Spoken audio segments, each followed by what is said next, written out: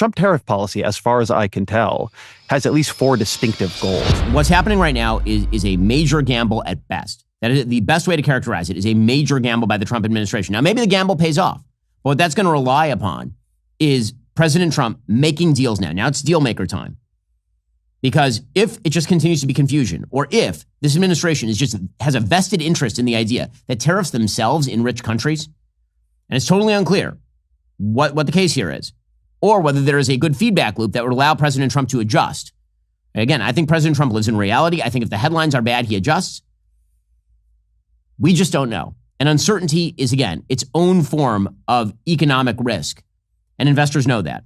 So again, to sort of explain the steelman theory of what President Trump is doing right here, I asked my friend, Perplexity AI, sponsor of the show, how much would the cost of America's debt service drop over the next year if the yields on the 10-year treasuries drop from 4.75%, which is what they were in January or so, to 3.5% currently? They're just below 4%. And Perplexity says, based on the provided calculations, if the yields on 10-year treasuries drop from 4.75% to 3.5%, the cost of America's debt service would drop by approximately $103 billion over the next year. That calculation assumes a total U.S. debt of $33 trillion. 25% of the debt is tied to 10-year treasuries, and the yield decreases from 4.75% to 3.5%. So theoretically, it could be a little bit more. You could also get revenues that are taken in by the tariffs, which effectively, as I mentioned, is in fact a tax increase. So you could talk about the reduction of the American debt servicing, if you used all that money to pay off the debt, for example, of several $100 billion. Now, the reality is that over the long term, that isn't going to solve the problem. Only serious restructuring of entitlements is going to solve the problem, particularly means-based entitlement programs. However, if the idea is to bend the cost curve down, and then meanwhile, you're ramping up, for example, AI and productivity in order to make up for the vast expenditures, and so it's a short-term pain in order to kind of hold steady, that's the best case that you can make for these. Maybe that's what President Trump is doing, and what that's going to require is not only that the bond yields remain fairly low, but also it's going to require a pathway to getting off of the current tariff curve that we are on, because that carries its own inflationary risk. Well, while Republicans are struggling over tariffs and what exactly is going to happen, Democrats have some serious struggles of their own. Ezra Klein of the New York Times has a brand new book titled Abundance, all about how Democrats really need to abandon what he calls their everything bagel strategy regarding regulation. He sounds kind of like a Republican sometimes. Ezra, thanks so much for the time. Really appreciate it. Thanks for having me. How are you feeling, Ben? How liberated? Scale of 1 to 10. On a scale of 1 to 10, there are certain areas in which I feel liberated and certain areas in which I feel a little bit more dicey. I'll be honest with you. And I'd like to see, some stability out of the markets. I'd like to see the president actually explain what he is doing and what he intends to do with the tariff regimen here. But it does feel like we're living in a moment where almost everyone across all parties is engaged in a sort of chaotic game of let me not explain what I'm doing and just do things. And I think that is something that you talk about in your book, Abundance, is sort of the stacking on of various MOs, various regulatory rationales on top of each other, and what you end up with is an unworkable system. That seems to be one of the main themes of Abundance. Ooh, that's a good connection. I hadn't thought of that. So yeah, what you're describing there is an argument or an idea I call everything bagel liberalism, which I was trying to make a distinction between the delicious everything bagel, which has some things on it, but not too many, and then the everything bagel from everything everywhere all at once, which gets everything on it and it becomes a black hole. There is a tendency in the way Democrats govern to pile standard and goal and aim and project after project after project into the same bill. You're trying to do affordable housing, but you're also trying to achieve environmental goals and unionization goals and a bunch of other things in a way that means your housing never actually gets built or gets built at an insane cost level. The same thing can be said for California high-speed rail. This affected a bunch of different Biden policies, but it's actually, as you, I think, drew in a pretty smart connection there, you see this in the Trump tariff policy too. It's by no means just a left-wing problem. The Trump tariff policy, as far as I can tell, has at least 4 distinctive goals. One is to raise money. Another is to insource production that has gone to other countries. Another is to create leverage against other countries. And another to get sort of, the concessions on things like fentanyl and border policy. And another simply to reshape global trade flows and orders. And you can't pursue all of those at once. For instance, you can't raise the money and change the manufacturing structure. You can't keep prices low, but also move the manufacturing decisions. You need a lot of stability for companies that are making 5 to 10-year investment decisions. So it's a good point. So, there are a few things here that there's so much in your book to talk about. Let's focus in on sort of the regulatory side that you're talking about, the everything bagel liberalism that you're talking about. One of the things that you talk about in the book, and when you're making the case for what you call abundance liberalism, which is this idea that the government should do things, it should just do those things better. I'm wondering how realistic you think that is, because you do see it, from time to time, as you mentioned, sometimes in red states. But does that have to do with what people perceive to be the proper role of government in general? You kind of separate those two questions a little bit in the book. What is the proper role of government? I agree with you. In the book, you say that there's sort of a false distinction between big government and small government, because there are certain areas where, of course, conservatives favor big government, say defense spending, and there are certain areas where liberals favor small government, say morals regulations. But it's really not big government versus small government. It's more the proper role of government. And early on in the book, one of the things that you say is, well, you need the government to step in on justice-based goods. And to me, that's you can get into some messy definitions there. How do you get into an area where it's not government overreach? Because it turns out that the government can nearly always declare that something is a justice-based good. And once it's a justice-based good, then you do have everybody trying to kind of put their fingers in the pie. Well, you do. You air quoted justice-based goods, but that's not a term I use. What I do say is that there are certain goods that over time, the American public has made clear that they think access to them is a matter of justice, right? Healthcare and housing and education. And as such, both Republicans and Democrats alike have spent now collectively trillions of dollars subsidizing them. And the distinction I'm drawing there is to something like flat screen televisions or a VR headset. There are things that if we do not have enough of them, or the price discrimination is such that a lot of people can't buy them, we don't consider that a matter of justice. If you can't have an Oculus headset, it's fine. You can't have an Oculus headset. We don't see it that way in terms of whether or not you can have a home. We don't see it that way in terms of whether or not you can get health care if you are sick. I mean, we have a law that says hospitals have to treat people if you walk into that emergency room, irrespective of ability to pay. And so we've made that set of decisions already. What I am saying in that chapter, in that section, is that when we've decided to subsidize something, which we do a lot, we then have to ask this secondary question, which we've gotten quite bad at asking, which is, do we have enough supply of the thing that we are subsidizing?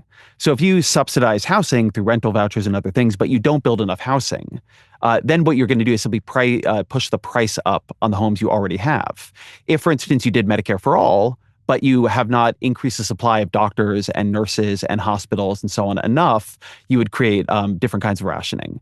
And so the thing I am trying to do in the book is move liberals to think more about the supply of the goods that they want everyone to have. I'm not really, and nor is Derek in the project here, adding a bunch of ideas of categories of goods that we should subsidize. What I'm saying is that we have a lot of things that we say we want everybody to have. We say that they're part of a flourishing life, from the ability to go to higher ed to the ability to have a home.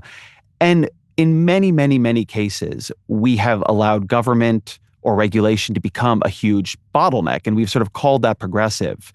But in its ultimate account, it's not. And any liberal looking at, say, Texas building more clean energy, despite politics much more hostile to clean energy than most blue states are, needs to do some rethinking about whether or not our policy equilibrium is actually achieving our goals. So in the book, how do you make the balance between, for example, things you need to subsidize more supply of? How do you make the distinction between doing that in a market-based way and doing that in an actual direct subsidy-based way? So, for example, you mentioned housing. Obviously, one of the big sort of restrictions on housing, I used to live in Los Angeles, is all the housing regulation. Tremendous regulation in terms of how you build. Can you build? Can you rent your garage out to somebody? This is a big thing when I was living there. Can you actually take your garage, because you're paying too much in property tax or in income tax, and now you want to rent out your garage to somebody, and that was forbidden. You were not allowed to do this as a sort of grandma suite. For a very long time in California. How do you decide what to do as far as regulations, which I think is more of a generalized Republican proposal, get rid of the regulations, make it easier to build, let the market mechanisms take over, versus direct subsidies? And then how do you distinguish ideologically between what there is liberal versus what is conservative? Because you seem to be talking, well, why wouldn't that just be called conservatism if you're removing regulations that allow for more housing to be built? It's a great question. So let me take that in a couple different pieces. So one, I am much more focused on the end of what I'm trying to create more of than the policy means by which I get it. So in the question you're asking, what would I subsidize? What would I have the government do directly? Let's take housing as the core example here. in my view, we should have a lot more market rate development and a lot more affordable housing development, some of which I'm perfectly happy to have be public housing. But in all these cases, we have, certainly in California, certainly in LA, where the housing policies are quite bad, we have regulated this into a level of unaffordability. I happened to read on a airplane last night a new report from the Rand Corporation, and it's a fantastic report. I'm so much more enthusiastic about this report than other people are going to be listening to this. But it's about the cost of construction of homes in California, in Texas, and in Colorado. And it's about the cost of construction of multifamily housing of two types, one market rate and the other subsidized by the public. And one of the things the report shows, and it's something I've reported on too, is that specifically in California, when we subsidize housing, right? So the government says we want affordable housing for the poor. We layer on so many new regulations and demands and wage standards, et cetera, that we actually make that housing per square foot much more expensive than even the market rate housing. Now, there's nothing inevitable about that. In Colorado, it doesn't work that way. And I don't think most liberals would say Colorado is a dystopic conservative hellscape. But in Los Angeles and like what they have done to increase the cost per square foot of the housing that they are getting taxpayers to subsidize is crazy. My view on this is that it should be possible to have the government actually clear things out of the way to make the things it wants to have happen faster. That was sort of the legacy of Operation Warp Speed, which is a policy that has been sadly, in my view, disowned by both sides. But liberals have to get pretty serious about the question. If you want government to build things, then it has to be at the very least affordable and timely for the government to do it.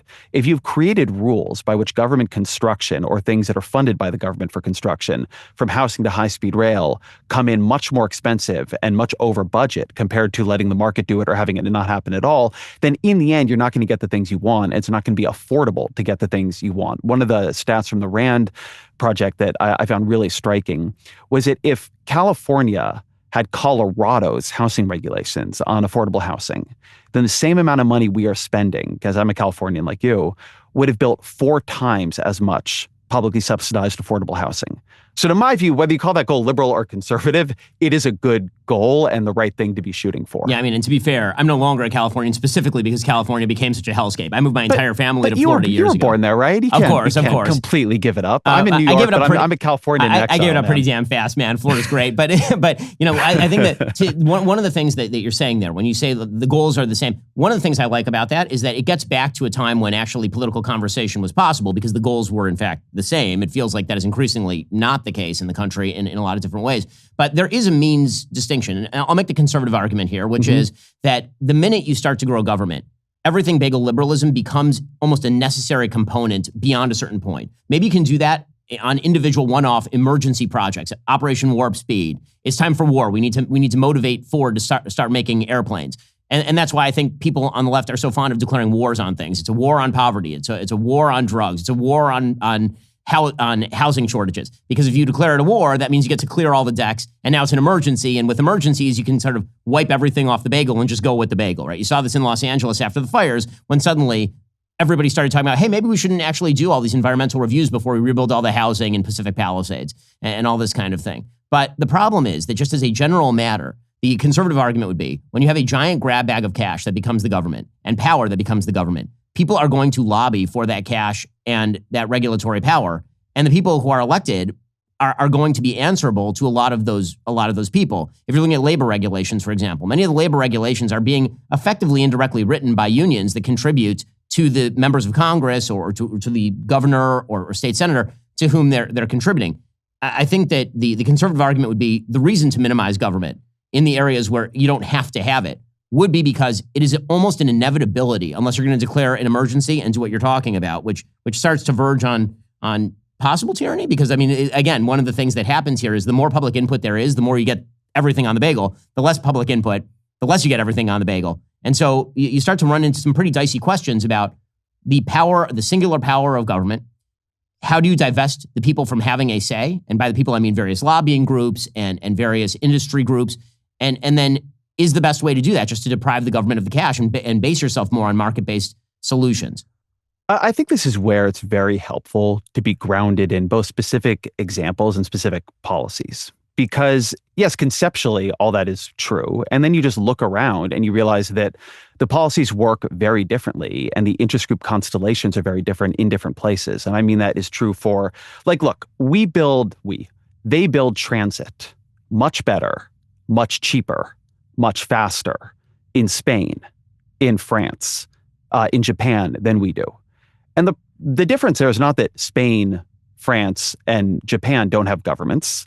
It's not that they don't have unions. They have higher union density than we do. It's that they have a very different structure of how they do government. So a big thing I'm focusing on in the book is the way we have begun to restrain government in this country through process and adversarial legalism, where you can just tie it up in lawsuits again and again and again and again.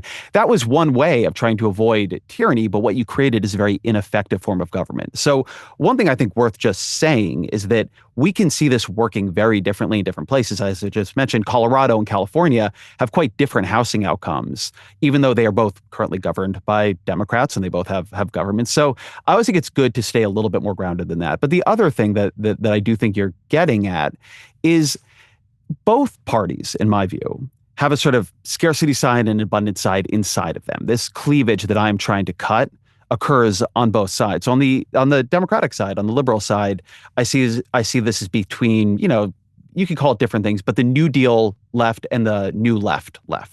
So the New Deal left was very growth oriented, very building oriented. It created a lot of physical infrastructure, created highways because Dwight Eisenhower was sort of part of this political order.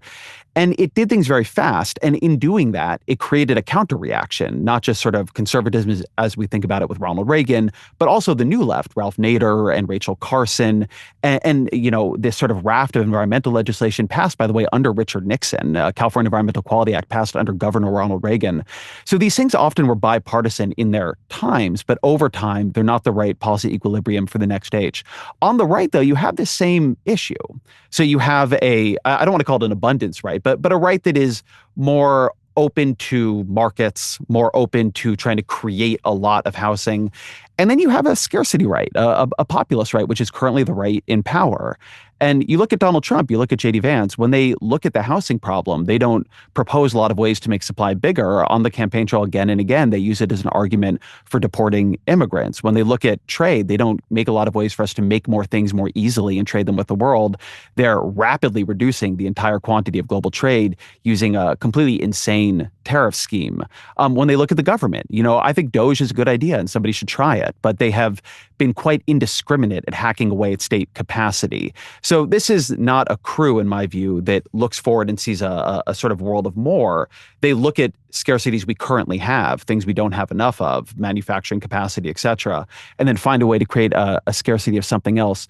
So my view is that the sort of supply side of both parties has a fight on its hands. And the fight is different and it plays out in different ways. But one of the things that should make us more optimistic rather than fatalistic about the inevitable pathway of government that sort of you're suggesting there is that if you look around at different countries, at our own country and at our own even federal government at different times, you realize that these are pendulums that swing back. These are man-made processes that can be unmade or reformed.